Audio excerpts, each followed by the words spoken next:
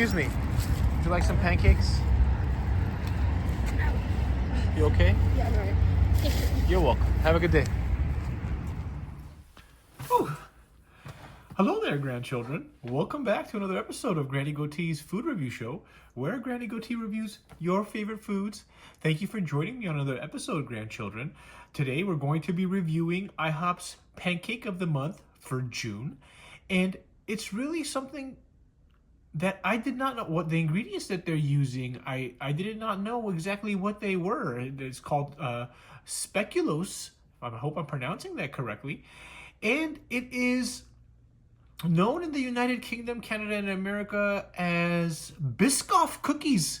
Now, when I first read about that, when I was looking into this, grandchildren, it vaguely sounded familiar to me. Like I've seen the brand or I've seen the cookie and it here or there, but just vaguely. And so I researched it a little bit, and I'm going to tell you a little bit about that, okay? Now, if you're here for the first time, please subscribe and turn on that notification bell, and give me a thumbs up if you enjoy this video. Now, I know that there's been like 10 days or so since the beginning of June, so this has been out for a while. So if you've already tried this and you come across this video, why don't you leave me a comment in the comment section telling me what you think, okay? Let's get into it. Let me tell you a little bit about these pancakes. So these pancakes are the original buttermilk pancakes that IHOP has, along with these Biscoff cookie pieces, and it's covered with a Biscoff cookie butter and whipped topping. And they sprinkle more of these Biscoff cookie pieces on top. And these pancakes are called cookie butter, and I'm thrilled to go and try them after Grandpa Goatee buttered my cookie this morning. So it's really going to be dessert on top of dessert. So let's get into what Biscoff cookies actually are. What is Speculoos? Speculoos? And this is actually a biscuit form of a cookie.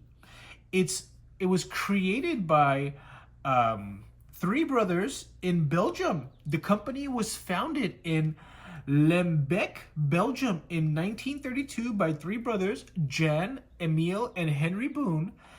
Jan named it Lotus after the flower, which symbolizes purity. In the 1950s, the brothers began to package the Lotus Speculoos biscuits individually, and from 1956, they were offered in Belgian catering establishments alongside coffee. Soon after, in 1960, Lotus Speculoos was distributed in neighboring countries, and partnering with the Stevens family in 1974, Lotus merged with Corona and now also includes cakes and pastry within its product range. That's really interesting. The Speculoos biscuit is branded Lotus Biscoff, a brand name launched since 1986 and gradually introduced in all countries. And that's actually true because I've never heard of a cookie called Lotus. Have you, grandchildren? I've never seen any kind of like individually packaged cookie in the United States branded Lotus Speculoos. I've only seen the Biscoff ones. All right. Now, it has production facilities in Belgium, the Netherlands, France, Sweden, South Africa, and the United States. And a third production facility is being built in Thailand. Okay. And Lotus Bakeries is active in about 70 countries in Europe, America, Asia, and Australia. It has about 3,000 employees and generates a little over 1 million euros annually. So what is Speculoos, grandchildren?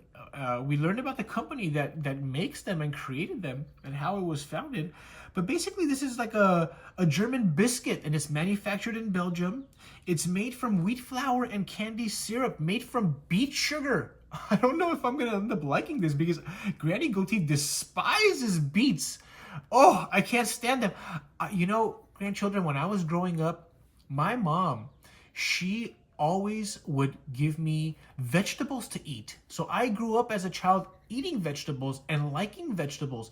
And we never had soda or any type of like juice from concentrate or any junk food or chocolates and cakes. It really sounds like a miserable life if you're listening to me right now talking about this, and maybe it was a little bit, but we had a lot of fresh fruits and a lot of vegetables. What little we had, my mom would just buy good foods. And I specifically remember one memory, actually. I'm going off on a tangent, but it's an interesting story, of going to the store, and I really wanted some I don't know if they were Fruity Pebbles or the equivalent, but they were very colorful sweet cereal.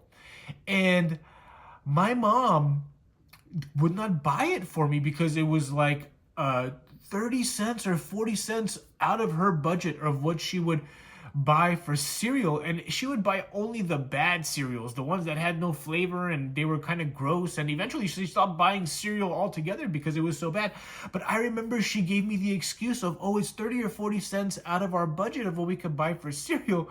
But I think she just didn't want me to have the extra sugary product or any joy, really, Mom. You didn't want me to have any joy growing up as a child. And in fact, you know, when people would come over, you know, I'm sure your family does the same.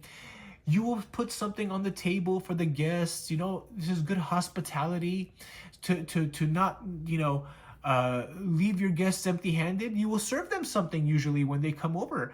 And for my mom, she would like to serve coffee and fruit, but also sometimes chocolates and pastries. And she would actually hide these from us. And I remember one time I opened the laundry as like an 11-year-old young girl. And sure enough, there was a whole like box of those individual chocolates in there. And I had hit the jackpot. And I started to eat those little by little over the course of the next 3 or 4 days. But I left once it was finished, I left the empty box still inside of the washing machine. And when guests came over, my mom went to pull out, because I was wondering, where is she getting all these things when the guests come over? You know, chocolates and pastries are coming out, but there's none in the house. So she would hide them from me and my siblings. And that one time she was so embarrassed when she set out the table. And then she opened the box of chocolates. It was completely empty. Gotcha, Mom. I don't have to say that she found a more clever hiding spot after that, and I never found the chocolates again. Anyway, getting back to this, grandchildren. So, it is made from beet sugar. Anyway, I didn't even tell you about the vegetables. So I grew up not liking beets, celery, and Brussels sprouts. All the other vegetables I really enjoy. I forced myself to start enjoying celery and to start enjoying Brussels sprouts. I really enjoy those two vegetables now, but I just I still cannot stand beets. It's so strange. Anyway, so they use beet sugar, fat, and sometimes cinnamon. Speculoos was developed in the 20th century around the area of Verviers as an alternative for people who could not afford Dutch speculoos. Belgian speculoos includes fewer spices than Dutch speculoos, as the spices were much more expensive to import to Belgium than to the Netherlands. The origins of speculoos are much older. In the 2020s, the names speculoos and speculoos are sometimes used interchangeably in Flanders. Well, that last sentence we really did not need to know. I'm going to go ahead, grandchildren, and head out to get these pancakes and review them. I'm quite excited because I don't think I've ever had any Speculoos or Biscoff cookies. So I'm curious to see what they taste like. I rather do like cinnamon. I used to, when I was younger, enjoy Big Red gum. I chewed that thing all the time until I found out it had some ingredients that I was not fond of. But yeah, let's go check this out, okay? And continue the episode in the S2000. Here we go.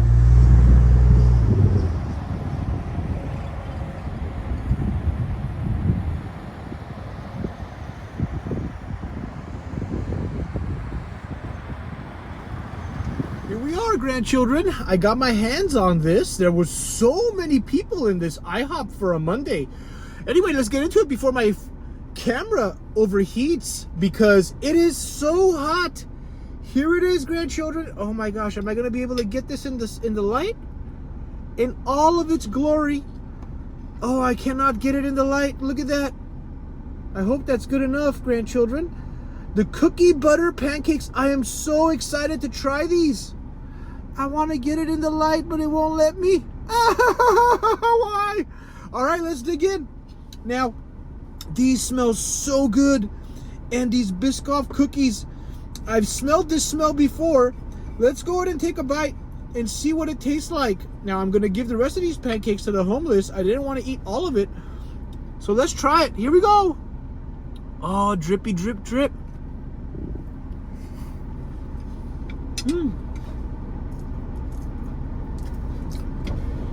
Follow my channel. It's Granny Goatee's food review channel. Granny Goatee's food review show. Hey man, if you love it, follow me. Peace. I think I just made a new subscriber.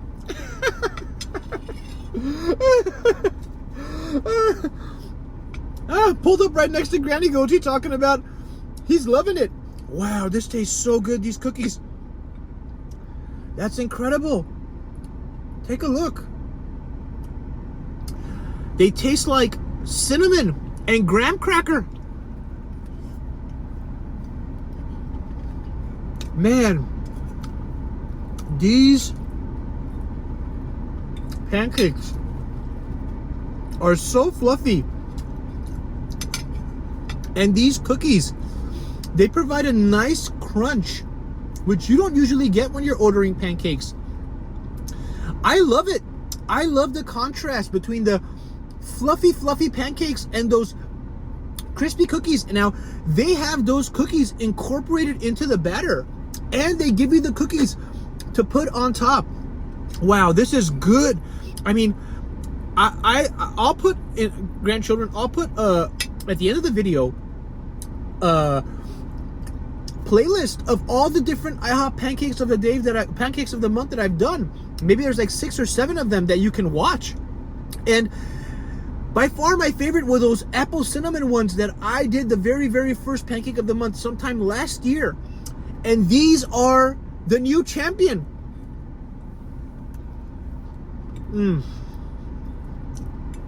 All right, grandchildren, what do I give these pancakes? I'm gonna have to give these a 8.8 out of 10. I love it. And that cookie butter is nice and thick. That's what she said. It blends so well with the syrup. I would include the syrup in this, grandchildren. Whereas in the other pancakes of the month, I didn't recommend you do that. But please put the syrup on this. Now, if you enjoyed this video, please give me a thumbs up. Subscribe for more content. I try to release 1 or 2 out every week. It's been difficult lately, but I will still continue to try to do that. Thank you so much for joining me on another episode, grandchildren. And I hope all of you have a good day. Peace.